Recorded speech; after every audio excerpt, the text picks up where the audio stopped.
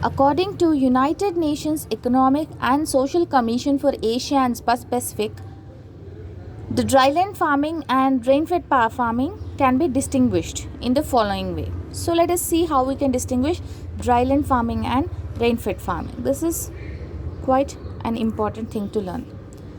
So here, coming to rainfall, in dryland farming, the rainfall is less than 800 millimeters, whereas in rainfed farming, the rainfall is more than 800 millimeters. So when you have rainfall less than 800 millimeters, obviously the moisture availability would be of shortage. When you have more than 800 millimeters, then the moisture availability would be enough. And so you have shortage of moisture. So obviously the growing season would be less than 200 days.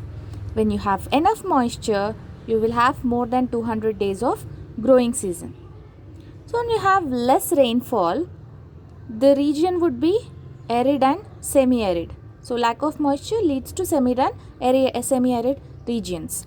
Whereas when you have enough moisture, those regions, the growing regions would be humid and semi-humid. Cropping system.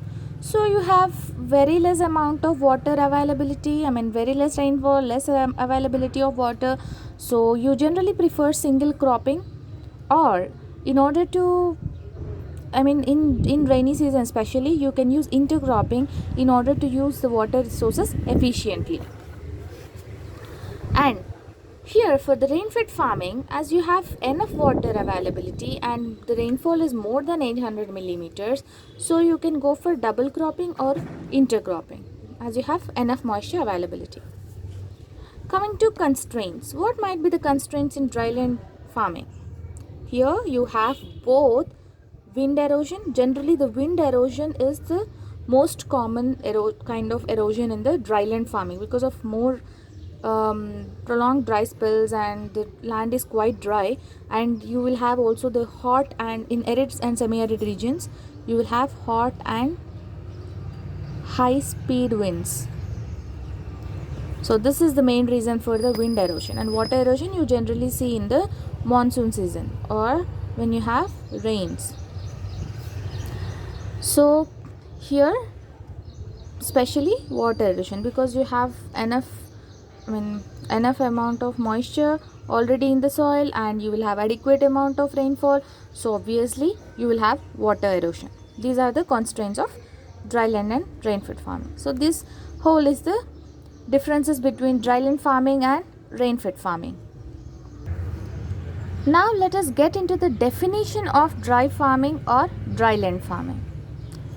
The improved system of cultivation where maximum amount of water is conserved by the soil and water management. Here what you do in this kind of cultivation is you conserve maximum amount of water as much as you can by using different soil and water management techniques. This is called as dry farming or dryland farming. So where you generally take up the dryland horticulture? The dryland horticulture is generally taken up in small land holdings and also where you see the water scarcity. And generally in the small land holdings and where you see the water scarcity, there you take up the dryland horticulture. So why do we generally have the drylands? Why do we have this problem of drylands? So just because of this reason we are having more and more drylands day by day. Just because of few reasons we are having more and more drylands. So let us know the reasons to have answers or to have solutions for that. So the reasons for dryland areas are, this is a big problem these days. What are the reasons? First one is deforestation. As we all know, deforestation is the major problem for the production of dryland areas. Next one is adoption of inappropriate cropping systems and agronomic practices. So they are adopting different cropping systems and agronomic practices which are quite inappropriate, and they don't follow any soil water management techniques.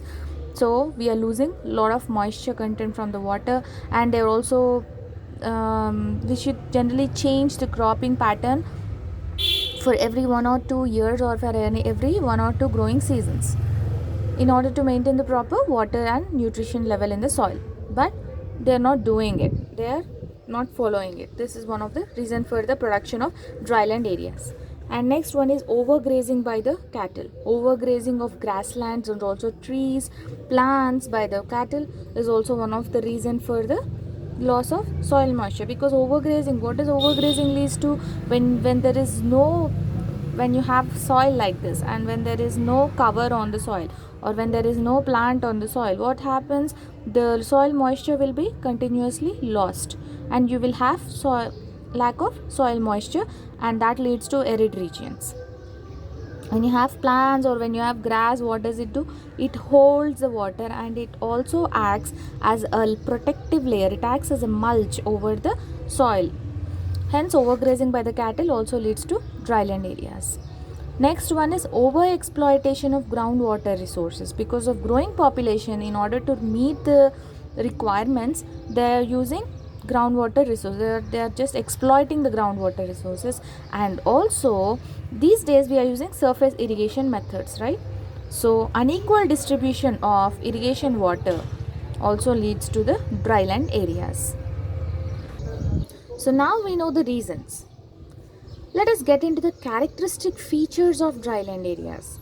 So these dryland areas are generally prone to high temperatures. They are generally prone to high temperatures, generally more than 40 degrees centigrade in summer.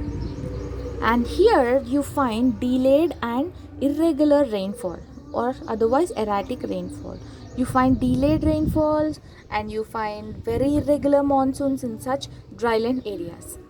And you also find, as I said before, discussed before, high wind speed and hot winds are one of the constraints in the dryland areas, which obviously leads to wind erosion.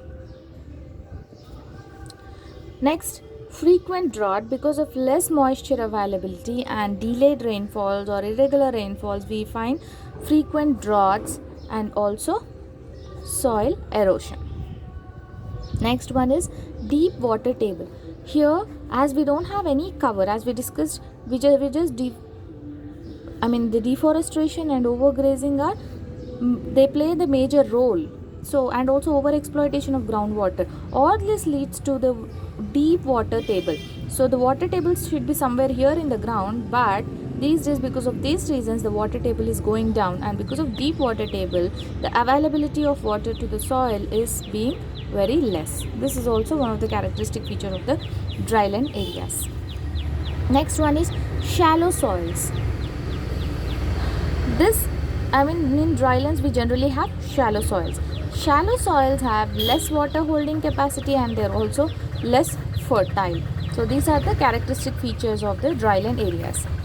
The dryland areas generally they are prone to high temperature, irregular rainfall. Due to irregular rainfall, we have frequent droughts and soil erosion, high wind speed. Soil erosion especially because of the high wind speed and hot winds, deep water table, and they also have the shallow soils. So all the resources, these are temperature, rainfall, wind, water table, and soils are different kind of sources. So there's a problem in every source in dryland area. Next, coming to arid zone crops. What are different kinds of arid zone crops? Falsa, date palm, pomegranate, bear, custard apple, tamarind. These are different kinds of arid zone crops. You can just grow this in the arid zones. What are the crops that usually grow in semi-arid zones? In semi-arid zones, we can grow mango, sapota, guava, bear, jackfruit, avocado, pomegranate, and tamarind. So we have seen different kinds of crops that we can grow in arid and semi-arid zones, right? So let us see characteristic features of dryland horticultural crops. So the first and foremost characteristic feature would be they should be deep rooted and they should be perennial crops. And as we have deep water table and we don't have the water availability all round the year, so the growing season is very short. So the crop should be perennial so that it have deep rooted system and it can go fetch the water wherever it is available in the soil. Next one is the crop should require very less water. The low water requirement of the crops is that should be the second characteristic feature of the dryland horticultural crops. And the leaves, they should be thick, small and shiny. Shiny because they glaze and they reflect the sun rays so that there will be less transpiration. We should make sure that it should have less transpiration and also less evaporation. It should not be prone to transpiration and evaporation. For that reason, it should be thick, small and shiny. It should have shiny leaves.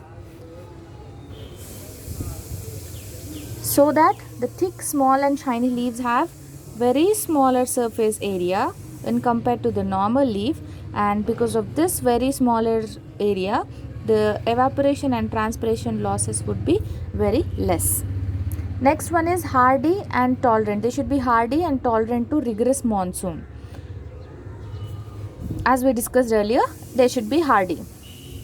And crops should shed their leaves during the summer.